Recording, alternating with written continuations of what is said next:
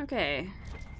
Here we are back again with more Dragon Age Inquisition, and I'm gonna do my best to get this worm down. I don't know. We'll see how it goes. Let's try it. I crafted myself a nice new frost staff.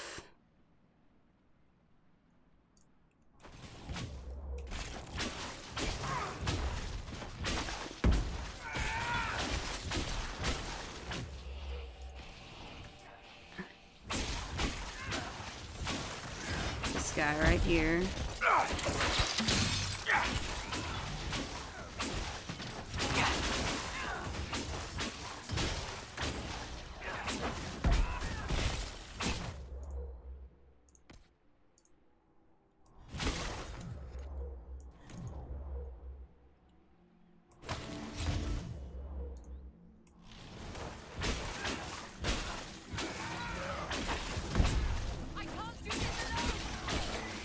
Well,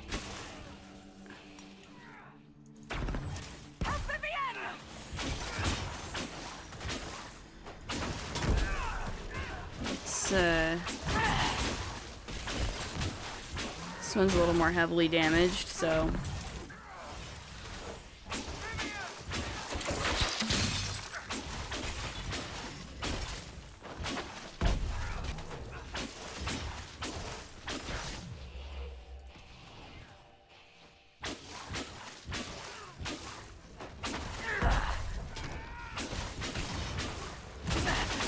There we go. Oh yeah, this is this is going much better now that I have some frost damage.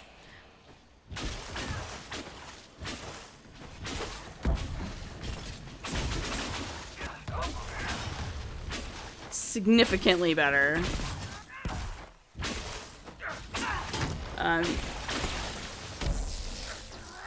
Notice I'm doing fade stepping a lot. It's because I upgraded fade step so that now whenever I use it, it does frost damage to anything I fade step through. So it's very helpful, especially if you're in a fight against something that is particularly weak to frost damage. But yes, that went significantly better now that since I actually had weapons that worked against those wyverns. I don't, unfortunately, have, like, a Frost Rune schematic yet, but hopefully I'll be getting one before too long, and then that'll really help against, especially against some of the dragons that do fire damage and are vulnerable to frost. In fact, that's a large part of the reason why I'm waiting to fight some of the dragons, is because I do want to get some more rune schematics, and some resistance potion recipes and such, to make sure that I can handle them on hard difficulty. So at least we took care of the wyvern, so that's good. I feel like Judith will appreciate the fact that I handled the wyvern for her. There's more Viridium. I really want this Viridium. It's useful. I haven't found much of it yet. This is the first time I've really found Viridium in any significant quantity. So. Alright, let's go find Judith and tell her that her wyvern has been slain.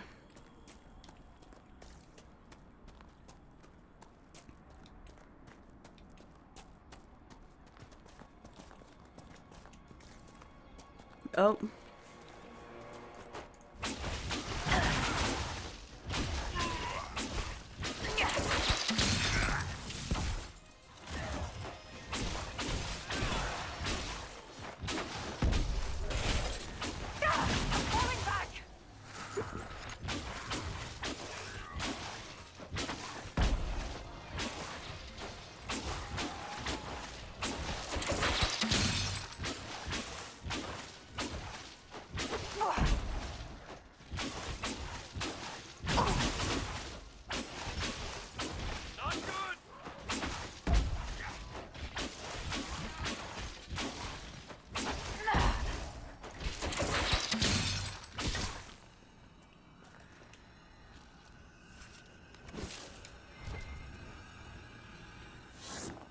I like that Varric approves of me killing all these Red Templars.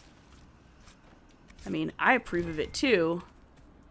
Everyone should approve of killing Red Templars, but I like that Varric in particular approves.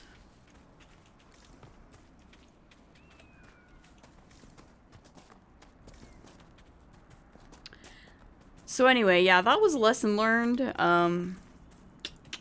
Make sure you have the right weapons for the enemy you're fighting, especially when they get to be tougher enemies.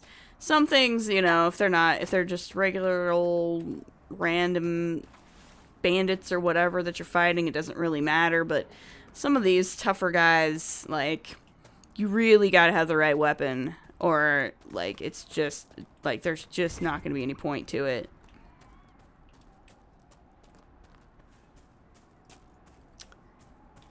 So that's been today's lesson in how not to play Dragon Age Inquisition with your friend Froda.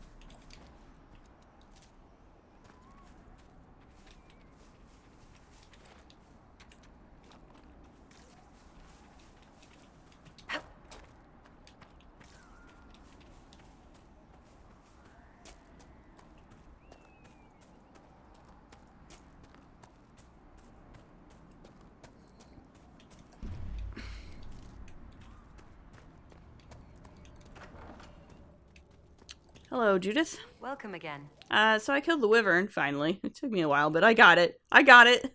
I killed the wyvern up in the cave. The body's yours if you want it. That I do. Here, for your troubles. I hope you can make good use of it.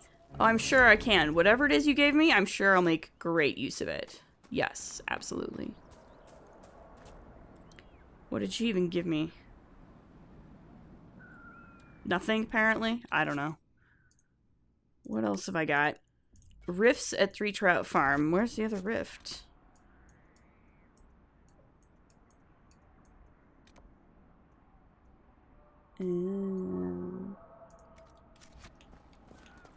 Is it like... I did not mean to do that. I'm not fighting this dragon yet. It must be like way over there somewhere past the dragon. Well, I'm not gonna worry about that just yet then.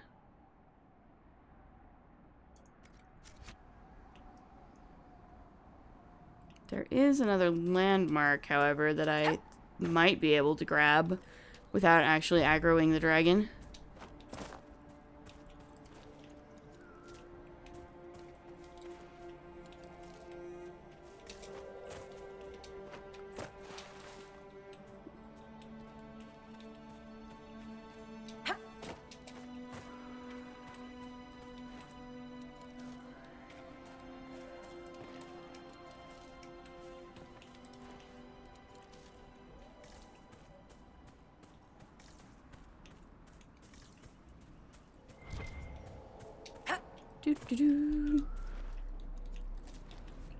Just lots of wild embryum growing up here.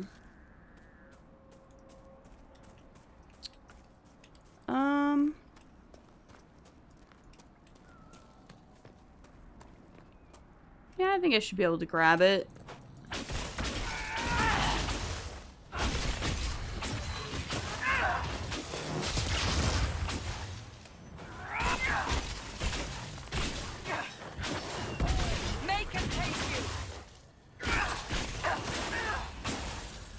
The reason why Vivienne is getting up into melee range is because I did give her Spirit Blade, which is one of the Knight Enchanter skills, and it is a melee skill.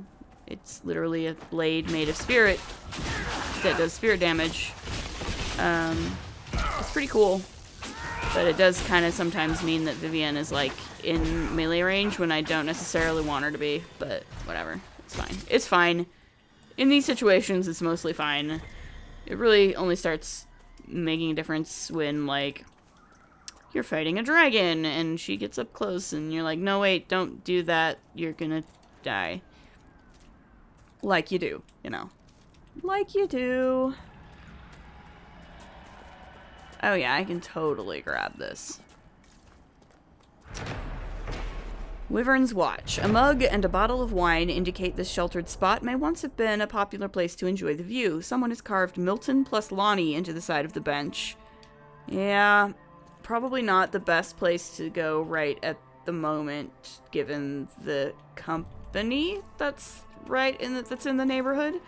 Like, we need to clean up the neighborhood a little bit before that can be a nice little spot to enjoy. You would you prefer again. to have the Templars return to guarding the circles, Vivienne. Of course, my dear. They need better oversight, clearly. But one Clearly. does not throw away a tool because it was misused. Few mages would ask for Templars in the circle. Speak to Ferelden's first enchanter. You might be surprised. When abominations ravage your tower, suddenly the world holds far too few Templars.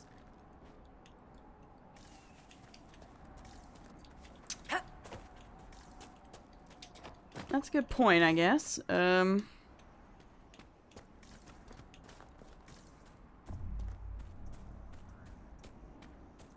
And despite some tension between Irving and Gregor, I believe it was, they do seem to have a relatively decent relationship. Alright. So, I think I've done pretty much...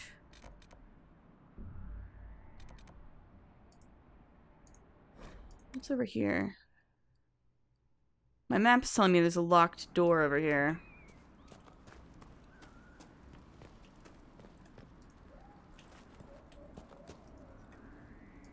And I have deft hands find tools, so I can open all locks.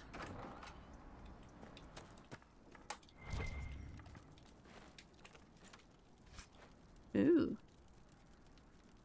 Ooh, an amulet of power for me. Malika's guard, plus 30% front defense, plus 20% attack, plus 10%, plus 10 dexterity, and minus 50% flanking damage bonus. This crude yet distinctive amulet can be traced back to Regsith, a dwarven warrior dating it from the time of the original Darkspawn incursions against the Dwarven Empire.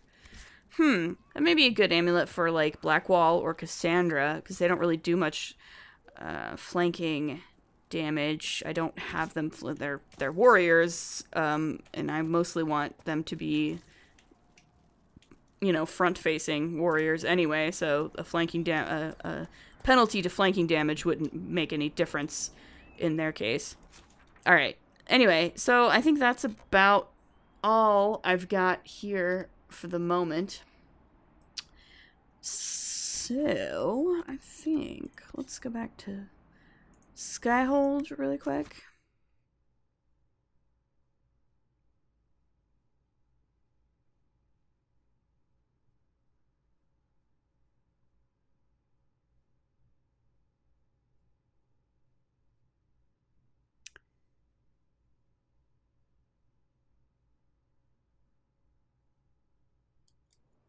And I think it might be about time to, like, open up a new area for exploration, possibly.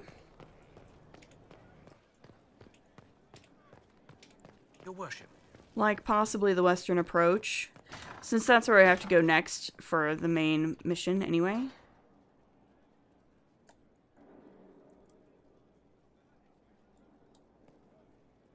He spent his life in the circle.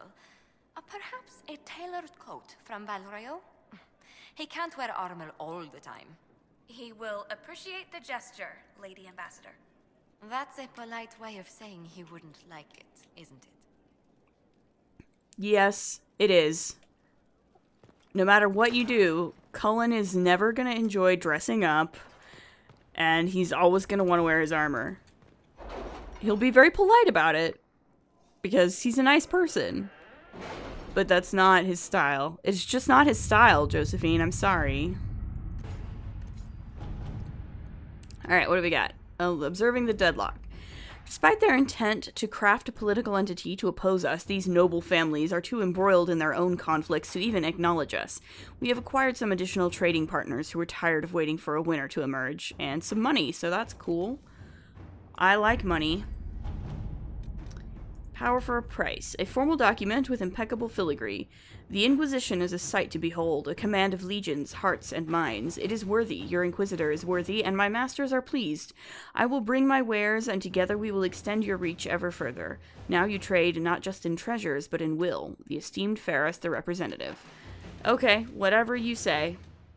An offer from the Blades of Hissarian, your worship. May this serve you as it has us, Ivor of the Blades. Griffin Mail. Okay, I got some armor. I thought I was gonna get, influence, but I got armor. Sure.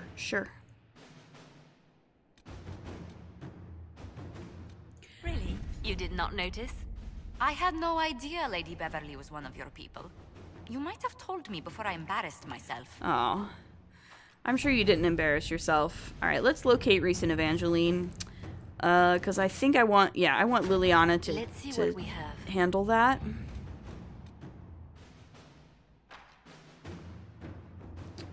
So I got a couple here that are just for Liliana, it looks like.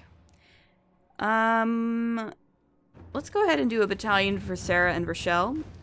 Commander, we have verified Sarah's claims about Rochelle. Several displacements of refugees were deliberate in what appears to be an attempt to destabilize land claims.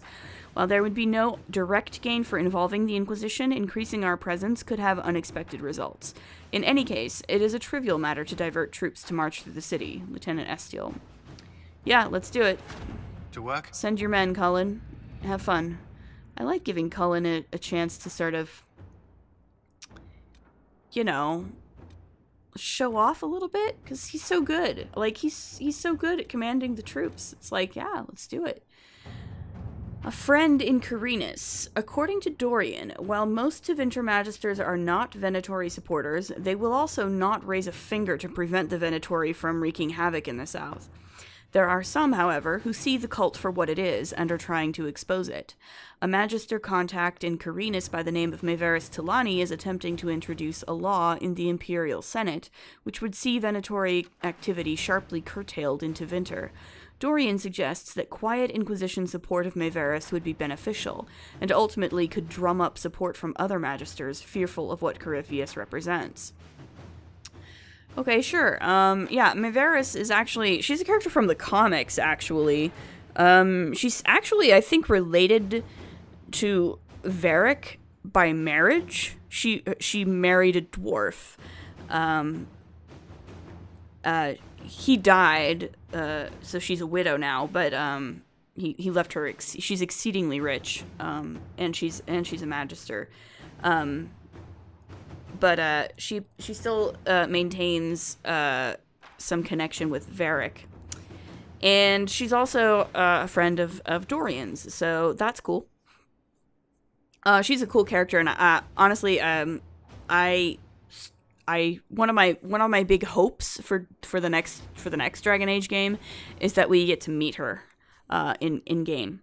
Because I think she would be a fantastic character to have around. I think she would be a fantastic companion character. Anyway, so Josephine for this one says, I have contacts in Tevinter, although not many. Still, trading a few favors could help this Magister a great deal. Liliana says, Tevinter is a land where secrets are weapons. Let us arm this Magister against those who would oppose her vote. You know what? I'll let Liliana do that. I'll save that for Liliana. I want something for Josephine. Thanks from a Chantry sister. Inquisitor Trevelyan, you may not remember me. I stayed at Skyhold for a time, and later accompanied some injured soldiers to Ferelden. Our journey was more perilous than expected, and I only lived to write this thanks to the aid of the Inquisition. I have little to offer, but if I may help the Inquisition in some small way, you have only to ask. Sister Paulette.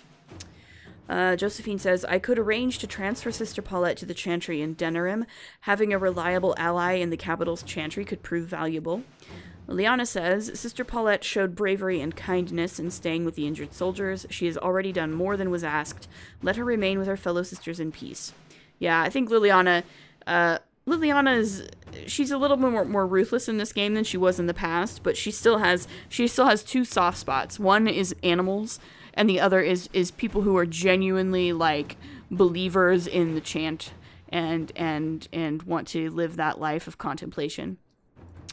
Cullen says some soldiers in Crestwood wish to establish a place of prayer at the keep. Sister Paulette could assist. So Cullen wants her to help establish like a chapel of sorts at Caerbronach, basically. Liliana says just let her retire to a life of peace, and Josephine says let's send her to the chantry in Denerim so that she can basically be a voice for the Inquisition in Ferelden. And you know, I like Josephine's idea. Inquisitor. Let's do that. Let's do that. Okay.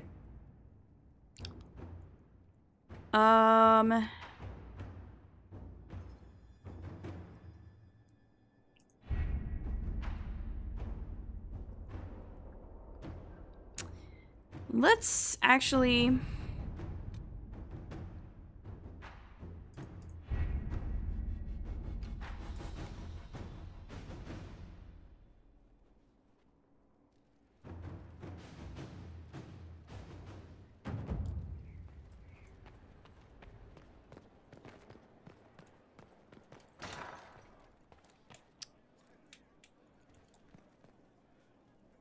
First Enchanter Vivienne wishes to register a complaint about the upholstery in the dining hall. I've already told her we cannot replace it with velvet right now. It is a little worn. I mean, probably. I mean, you know, this place is a little bit rough around the edges. Like, yeah. So I'm sure it is. But also, like, we gotta pace ourselves here.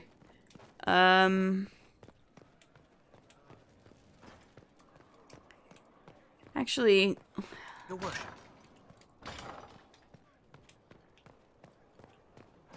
I wanted to check on my garden.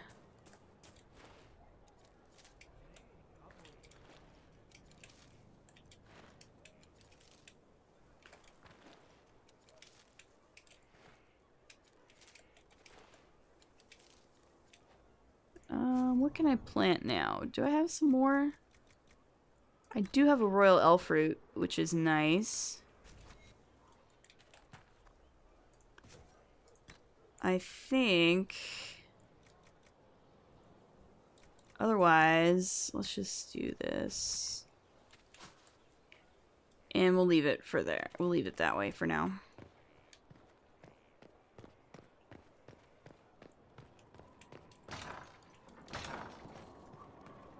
Anywho.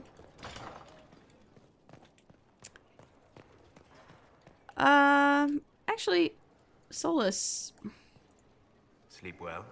Oh, yeah, right. The dream. I forgot. I totally forgot about the follow-up to that. So that was kind of incredible, the dream thing. The shared dream. It was like Inception or something. No, I don't know. It was pretty incredible, though. I've never done anything like that before. Do you regularly talk to people in dreams? No. Consider that one more rule you have effortlessly broken in your rise to power. I had no idea that the anchor would allow you to dream with such focus. It is truly remarkable. Well. But I am reasonably certain we are awake now. And if you wish to discuss anything, I would enjoy talking. Okay. Tell me about Corypheus? I need to know more about Corypheus.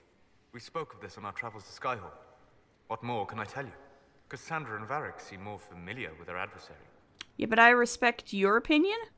You've given me good counsel before. I could use some now. My apologies, Inquisitor.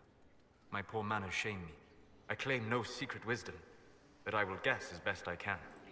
Tell me about his orb. I would like to know more about the orb he carries.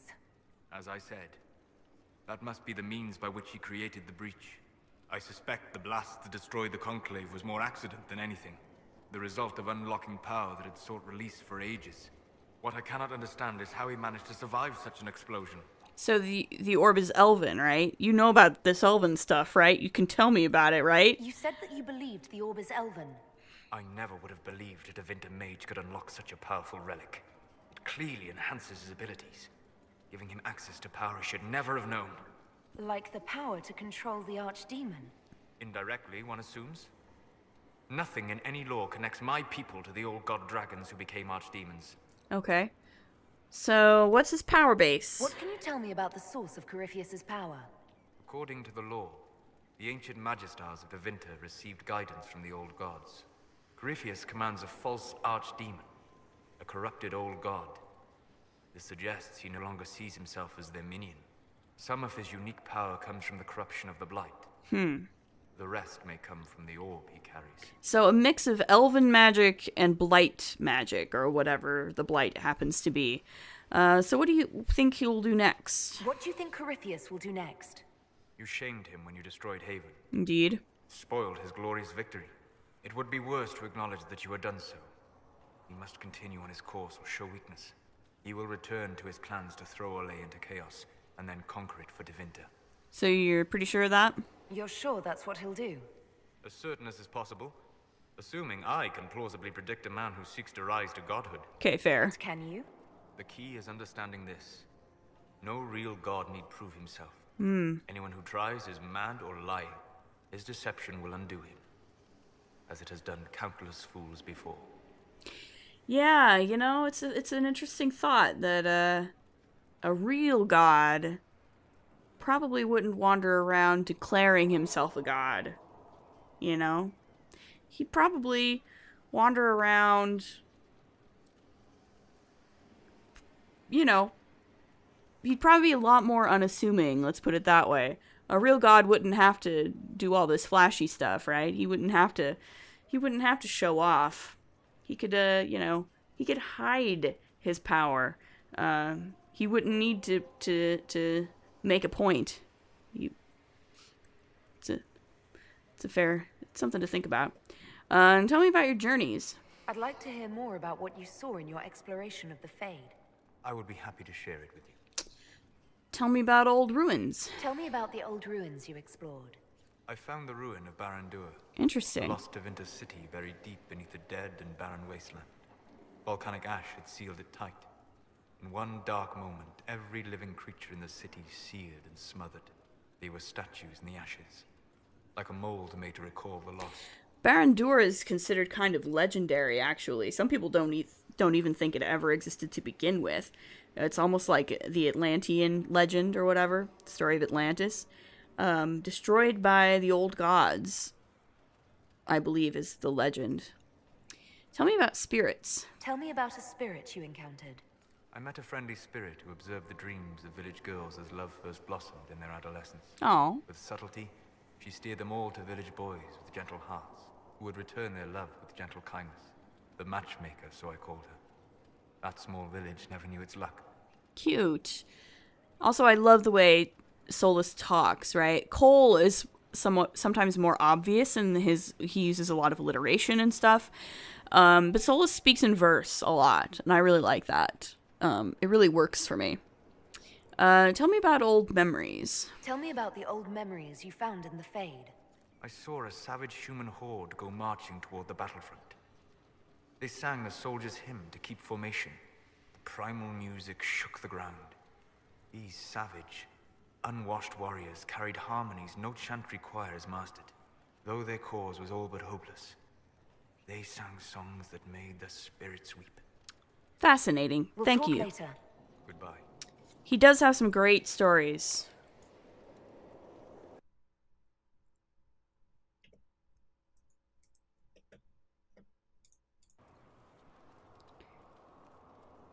Like, say what you will about Solus, but he does have some good stories sometimes.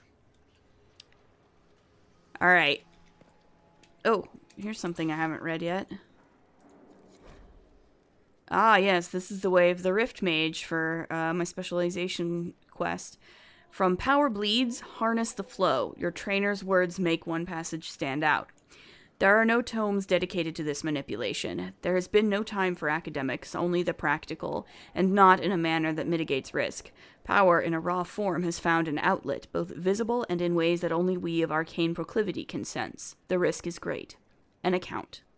From this page forward, these are the notes of Thelric. They began as the work of my mentor Julian, and I will continue in the research she began, as she cannot, because she is dead.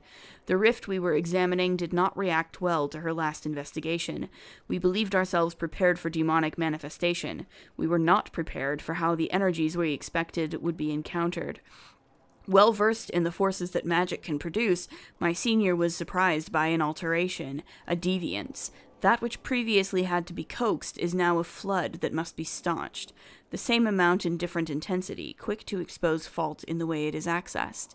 She drew too much, expecting resistance. There was none, and her form suffered the brunt. Tread carefully in studies of new matters, for I cannot unsee the end of her. Scattered symbols and sketches follow. Yeah, so the Rift Mages go a little bit crazy sometimes, I think. Also, speaking of, I think there's another one up by Vivienne.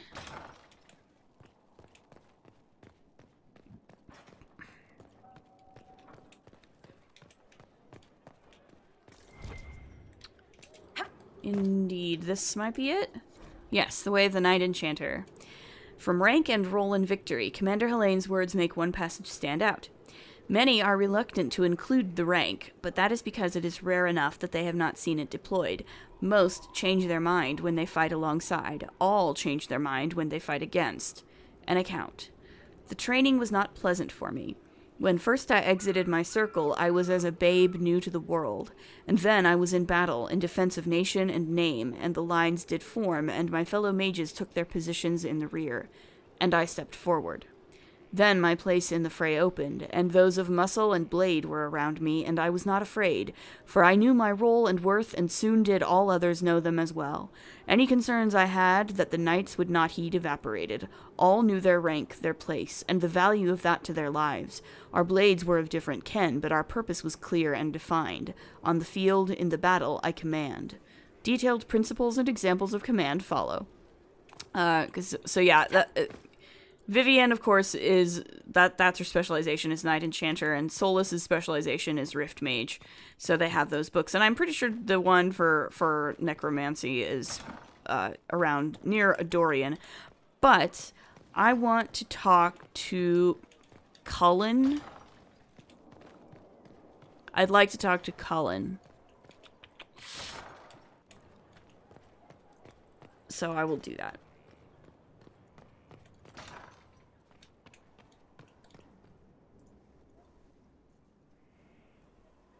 Gloat all you like. I have this one.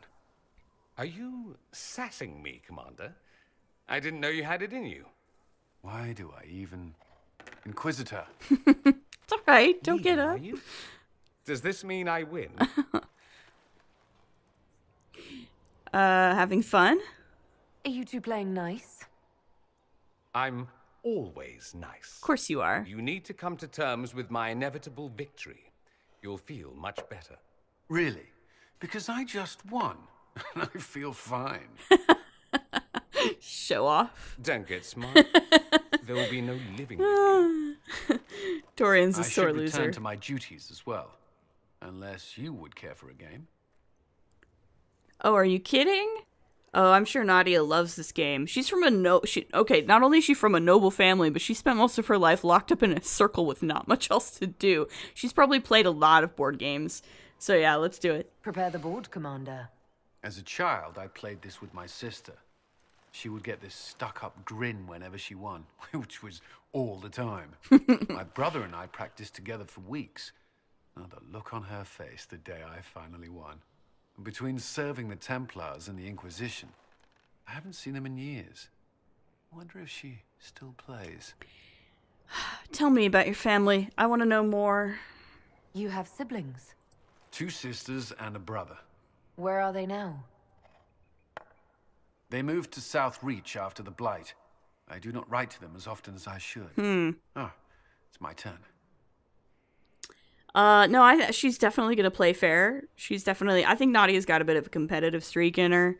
And like I said, she was born and raised in a noble household, so she probably learned this game at a very young age. And all that time in the Mage Tower, she probably perfected it. So I think she'll definitely kick his ass. No offense, Cullen. I'm sure you're a great player, but Nadia's got you beat. All right, let's see what you've got. And also, why would she try to cheat, right? This may be the longest we've gone without discussing the Inquisition or related matters. It's nice. To be honest, I appreciate the distraction. I appreciate your distraction, sir. Indeed, we should do this more often. We should spend more time together. I would like that. Me too. You said that. Yeah. It's cute and awkward, but... We should finish our game, right? My turn? I love that little smirk he gets on his face. It's so cute. I believe this one is yours. Well played. We shall have to try again sometime. Yes, we shall. Many times. Please, let's do it. Weekly chess with Cullen. I think that sounds like a great idea. A letter. Dear Mia, I'm still alive. Your loving brother Cullen. Honestly, is it so difficult?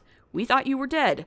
Again. If the Inquisition was not on everyone's lips, we would never have heard that their fine commander survived Haven. We've been hearing strange things about the Templars lately. I am not sorry you left them. I thought your resignation was implied when you joined the Inquisition, but you meant something more, didn't you? It's a fool's errand asking you to stay safe, but please try. Your loving sister. See how easy this is? Mia. Cullen, you need to write to your family more often, honey.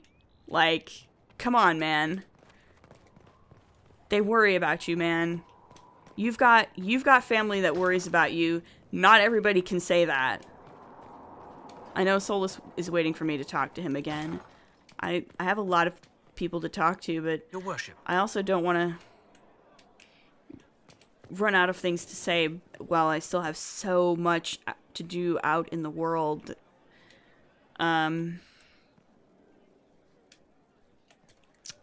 Actually, though, I'll do one more quick thing. I should probably, like, see if that necromancy book is around Dorian somewhere.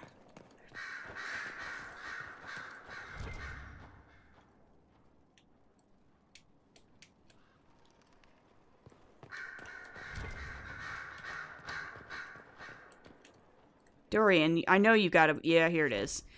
Way of the Necromancer. From Mortalitazi, for the living, the dead. The words of speaker Vius Anaxis make one passage stand out. We are of this world, and as with any piece that seeks to leave its element, there is a void when we abandon the mortal. It must be that this would hold our returning to the Maker. It must be that we should seek balance. It must be that the Maker's first children aid the second. An account. Breath ceased on the hour exactly. We felt his absence in that moment, and were ready. It was gentle, and all were calmed by the signs of spirit entering, knowing there would be no chains on their loved one. Unfettered, he would find the side of the Maker. But that was not the training for the battlefield. I had heard the accounts and knew my role, and I was ready. Then our warriors signaled the charge, and I was not ready. Breath was not stilled by the hour, and was not gentle, and I was sore afraid. Then the enemy countered, and I saw blades come for the good men whom I had stood beside, and I would not allow it. The dead who had fallen I bid their forms to serve, and it was the turn of our foes to know fear. But I had peace, for I had granted the fallen greater purpose, and in doing had honored life by protecting it. Detailed ritual instructions follow. Right, so Dorian, rather than being a blood mage, which he has, you know, he's like, no, he's not going to do the blood magic thing, because that is, you know, that would just make him way too stereotypical of a Tevinter. Dorian does necromancy instead, which is not as bad, apparently. It's just, you know, using the dead bodies to help us in fighting, and making people scared. So he has a lot of crowd control. So yeah, again, I'm probably going to go with Knight Enchanter in this playthrough. I usually, like, I sort of alternate between Knight Enchanter, and I also really like Rift Mage. Rift Mage is fun. But for I think pretty much entirely for roleplay purposes, I like the idea of the Inquisitor being a Knight Enchanter. But I will deal with that more later. We're running out of time, I think, so I'll leave it here. Next time, I might go to the Western Approach. Maybe. As always, if you like what you see, please like, comment, subscribe, and we'll see you in the next episode. Later.